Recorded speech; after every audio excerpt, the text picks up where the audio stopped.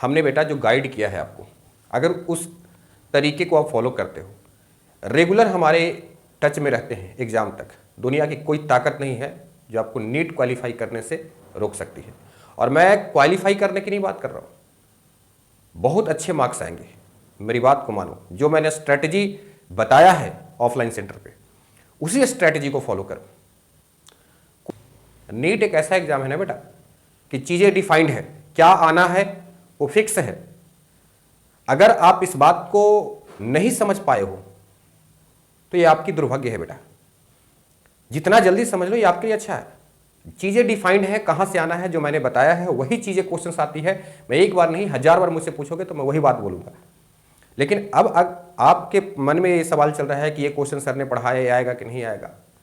भाई 10 सालों हो से मैं पढ़ा रहा हूँ, इतना एक्सपीरियंस होता है बेटा कि क्या आता है क्या नहीं आता। आप भी टीचर बनोगे, आप भी 10 साल पढ़ोगे, आपको भी इतना एक्सपीरियंस हो जाएगा। ठीक है, मैंने जो भी चीज़ें पढ़ाया है, जो भी क्लास में बोला है, उस चीज़ों को आप अच्छे से याद रखो। ठीक है, और एक स्ट्रैटेजी बता देता हूँ, ठीक है, उसको ध्यान रखना। जैसे अगर आप नीट 2024 की बात कर लो, नीट 2024 की अगर मैं बात करूँ तो एक बात तो देखो, आपको एनसीईआरटी तो पढ़ना ही है, ये तो मस्ट है बेटा। साथ में एनसीईआरटी का क्या पढ़ना है, टेक्स्ट बुक पढ़ना है। साथ में बेटा एक एग्जाम्पलर क्वेश्चन आता है, मार्केट में मिल जाएगा, आप उस क्वेश्चन को जरूर लगाना। ठीक है, एनसीईआरटी का एग्जाम्पलर आता है, एग्जाम्पलर क्वेश्चन का सेट ले लेना। कई सारे प्राइवेट बुक में, मैं किसी बुक्स का नाम नहीं लूंगा, आपको पता है कहाँ कहाँ पे क्वेश्चन, तो एग्जाम्पलर क्वेश्चन कई जगह पे मिल जाएगा, नेट पे भी अवेलेबल है, आप सर्च कर सकते हो। इसके बाद मैंने क्या बताया था, एक तो आप बेटा जो मॉड्यूल है अपना, मॉड्यूल को कौन सा, लेवल 1 का जितने भी क्वेश्चन है उसको सोल्व कर लो। ठीक है, हर एक चैप्टर में लेवल 1 का क्वेश्चन सोल्व करेंगे। उसके बाद क्या करना है बच्चों, ध्यान से सुनते रहो मैं क्या बता रहा हूं। 10 साल का PYQ करना है, और जिस सीक्वेंस में बता रहा हूं उसी सीक्वेंस को फॉलो करना। 10 साल का, एटलीस्ट 10 ईयर का। 2016 के बाद का जितना भी क्वेश्चन उसको सीरियसली सॉल्व करना, उसके सारे क्वेश्चंस के आंसर लॉजिक के साथ पता होना चाहिए। ठीक है, उसमें कोई अगर दिक्कत लग रहा है तो आप मुझे बताओ। उसके बाद बेटा जो अपना ऑल इंडिया का जो अपना टेस्ट सीरीज है उसको सॉल्व करना है। और उसके बाद फिर बेटा सिलेक्टेड क्वेश्चंस कुछ लेने हैं।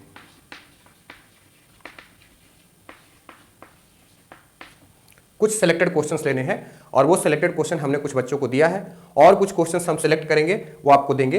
ये आपके कॉन्सेप्ट को पूरी तरीके से बिल्ड कर देगा। हर एक चैप्टर में 10 क्वेश्चंस है, 15 क्वेश्चंस है, वो पूरा एकदम बिल्कुल डिजाइंड क्वेश्चन है।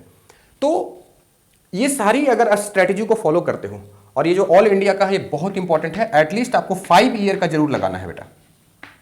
5 ईयर्स का ऑल इंडिया का पेपर आपको जरूर लगाना है, जो अपना टेस्ट सीरीज चल रहा है।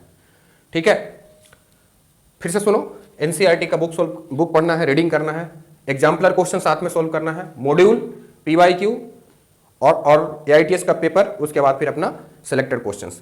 इसमें बेटा जेनेटिक्स हो गया, बायोटेक्नोलॉजी, प्लांट फिजियोलॉजी और सेल बायोलॉजी, इन सब कुछ टॉपिक्स में हम जो कुछ एक्स्ट्रा बताए हैं उसको ध्यान रखो।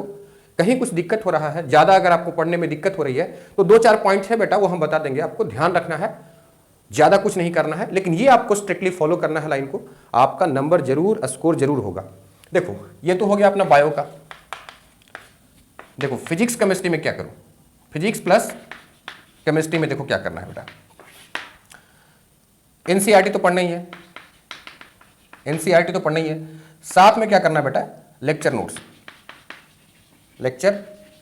जो टीचर के नोट्स होते हैं ना, लेक्चर के नोट्स, उसको करना है। और उसके बाद सेम रहेगा जैसे हम बताए, फिर टेक्स्ट बुक के बाद फिर मॉड्यूल का लेवल 1 करोगे, PYQ करोगे, ऑल इंडिया का करोगे, सेम करो।